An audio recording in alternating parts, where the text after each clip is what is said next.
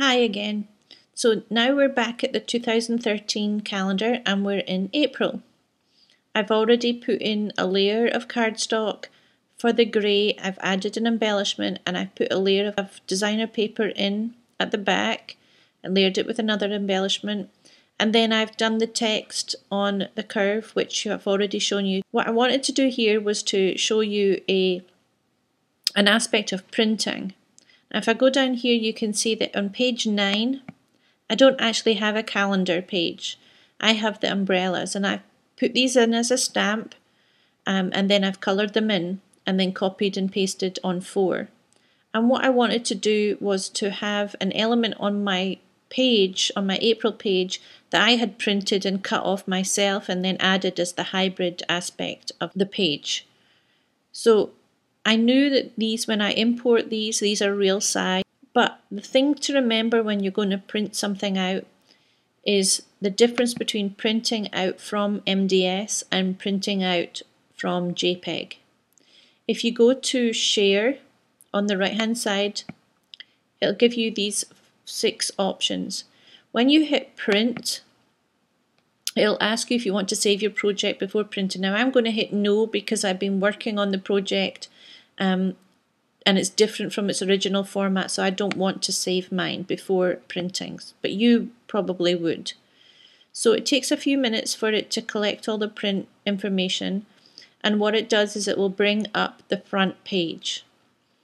I'm going to hit in Range and then Select Pages, and it will bring up all the pages in your project with check marks next to them all. Now I'm not wanting to print all those up, I only want to print the umbrellas up so that I can cut those out and put them on my page. So I'm going to click Clear All, and then I'm going to select just my umbrella page, which happens to be page 9, and then I'm just going to hit Print, and it will print off. Now you can see from this page, it gives you an idea. This hatch mark in the middle is the size of the calendar that I'm creating, and I have the 4 umbrellas. So when I print it out, it will be printed up at this shape, exactly the same size as my project. So I'm going to cancel that just now. If you go to Export Pages, again I'm going to click No, and I'm going to click Change Pages, Clear All, and then just click my umbrellas, which are down here. They are here. I'm going to click OK, and then you wouldn't have this, and I don't want to put this onto the top of mine because I've already created this page. So I'm going to cancel at this point. But once you transfer it to a JPEG, and then you go into your computer and find that JPEG and print it out, it will print out at full size. So this paper would be 8.5 by 11, and the umbrellas will be huge. So there's a difference between printing it out directly from MDS and then saving as a JPEG and printing it out from your computer. If you're using things as a hybrid and you want them to appear as they appear on your project, then my advice is print out straight from MDS. If you print from JPEG, you have to think about your borders on your paper and resizing. So if you're going to do it as a hybrid project, print, and you want it to be exactly the same as you have on your screen, then print directly from MDS.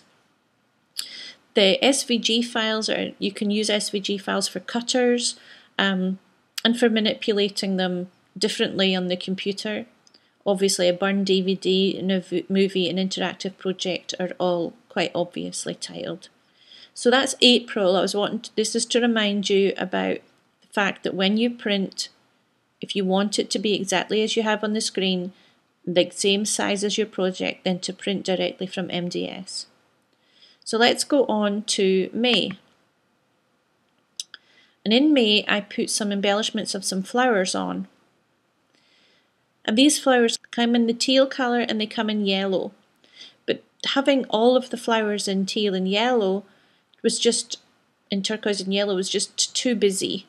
So I decided to take some down to a paler colour, and that's where I did the recolour as I did with the heart embellishment. So I just clicked on the embellishment that I was going to use, and then I clicked recolour, and I clicked on this box here which brings up the colour palette, and I went to picker, and then I actually went in the designer paper here and chose one of the pale blue colours to make this flower on the page. For the yellow one, I actually went to go to picker, and then I'll pick this one and go to HSB, and I just went slightly paler here. So it's the same colour but a different hue of that yellow. And when I clicked OK, the flower was okay, but it was a bit wishy-washy. So one thing that you can do to help make your embellishment stand out is to add a drop shadow. So I clicked on drop shadow in the design center.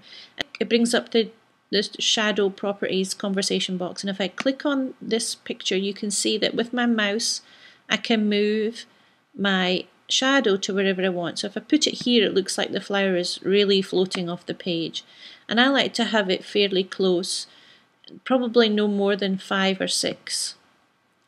The opacity, if you watch, 100% makes a very dark shadow, and when you go down it makes a really soft shadow. The higher the percentage, the harsher your shadow will be. And the blur, when you have it on full, obviously you have a larger shadow around and it's less sharp, and if you go down to none, it's a really sharp shadow. And it's all personal preference. I usually sit about -5 and around about 75% opacity is usually what I prefer, but it's up to you. You can also change the colour. Here's that black square. Just remember that if you have a gumball green page and you change your shadow to gumball green, you're not going to see it because you're putting the same colour on top of one another. There we go.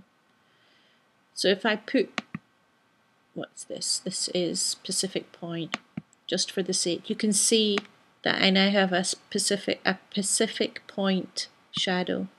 Anyway, there you go. So you'll see now that this flower has changed to the pale yellow, and it has a Pacific Point shadow underneath it, which I don't like, but so I'm just going to hit undo. So that should be the colour changing back. There we go. Now the other thing on this page is the text. All I did for this piece of text was I went onto the internet, onto Google, and I put on May Spring Verse, and this was one that came up, and I just highlighted it, copied it, and then came into my project and pasted it. The only thing you have to be careful with that is if it's in a table, and then you would paste in the whole table, and you obviously then would have to try and delete the table, which is really difficult. So if it's just a piece of text that you like on the internet, it's easy to do copy and paste. And that's May. So the next video will be June.